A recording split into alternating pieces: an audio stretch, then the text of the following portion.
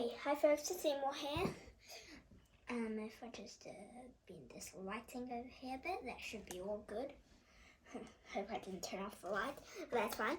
Okay, so so I made this cool thing, which I call it iPhone holder.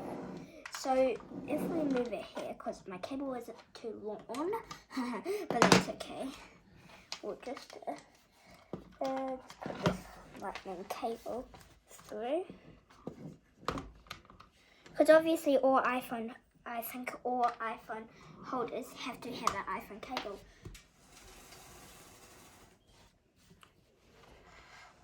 And obviously, if you're Apple and you're watching this, please change it to USB-C or completely wireless. Thank you. It's powered by Mindstorm's EV3. If you haven't seen my unboxing video, which the kids in the building studio, not right here, not in the video studio, but you will see me unbox the Mindstorm's EV3 kit. So it's built off that. So if you have that, you should be able to build it.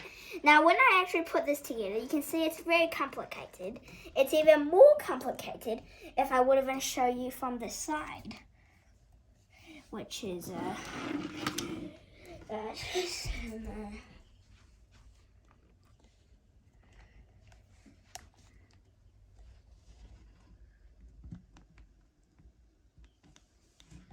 can't bend it anymore on this digit. It's even more complicated if I show you on the side. And even more complicated if I show you from the bottom. By the way, in here there's lots of these pieces. Let me just wait for me.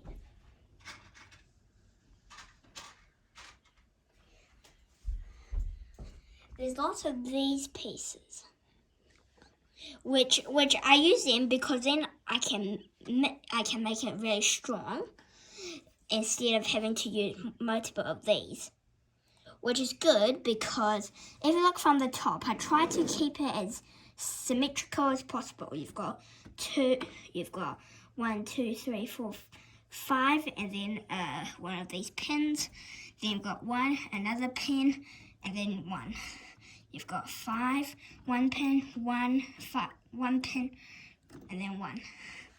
So I try to keep it as symmetrical as possible. If you guys have really big ears, just like a story I've been reading lately called the BFG, that the big friendly giant has really big ears that can even listen the sound of people breathing, which I can, because I suppose snoring is a little bit of breathing. You might see my snore-free video. But okay, now you might have already seen one of these. They're iPhone 6S's. They're really old, but they fit here perfectly. Now you might be wondering, because they have these, which I'll talk about in a minute, you might be wondering, how do you put it on? Because it won't fit that way, it won't fit that way. These are actually bendable. Now, I did this on a mistake. I forgot to actually put some more those. I've used all the space, so I can't put it anyways. So these are moving parts, which allow you to slide in your iPhone, and then you can flip that there again. And if we bring the cable, which just gets fed through here, under all the mechanics, you can also charge it.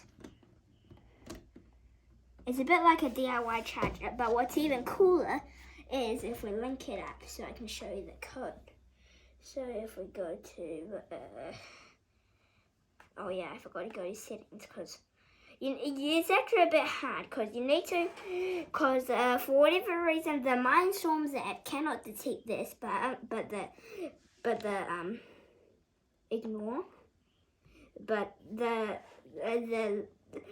settings app can detect it. Okay, so this is my code.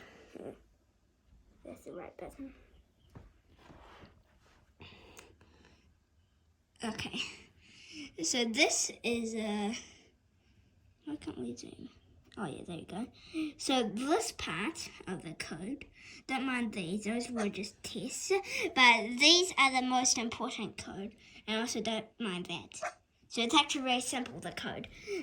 So when center button pressed, which is this button, then it's going to set movement motors to A and D, which are the cables for this. Because it's really heavy, I tried with one, but it wasn't powerful enough, so I had to use two. Because obviously iPhones are really heavy. If I was going to carry an iPad, which I'm using right now, then I possibly need 4. But it's a lot of power. So we've got set movement speed to 100, move backwards 0.1 rotations. Now the reason why 0.1 is when you do these things, 1 rotation means this thing goes all the way around and back there, okay? 0.1 means it only goes a little bit. So it's about there, which is about there. That's about 0.2. So these are like the basics. I will make more, possibly make a part 2 video, I'm not so sure. But let's run the code. Now, again, you can just push the center button, but we're just going to use this guy. So it just says, it says mobile device holder and charger, but I just couldn't fit it. Okay, so we push the center button. That's 0.1. Yeah, that is a problem. Now, I don't want to crack this iPhone screen because we all know how delicate they are, which is why we have these. So they stop the screen from falling down. I basically added these in the first generation, which there's no first video because this is the first video. I added these in the second generation, which this is the second generation video, even though there's no first generation video. Just like on YouTube now, there's not the first generation iPad unveil. But obviously, now you might wondering why is it all this hollow space here? You might say, hey, you could have just put more of these Technic beams because there are more in the kit. Because it's true, there are a little bit more. And also, you might wondering why I put that there. Because I tried to make it look as minimal as possible. I was listening to the studio on YouTube while I was doing this upgrade. So I want it to look nice and smooth. Okay. So it's like, there's no gaps.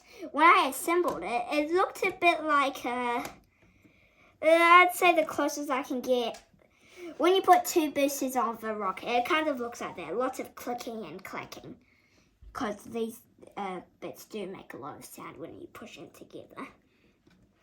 So this is, because this is a moving part, it needs some space to go under.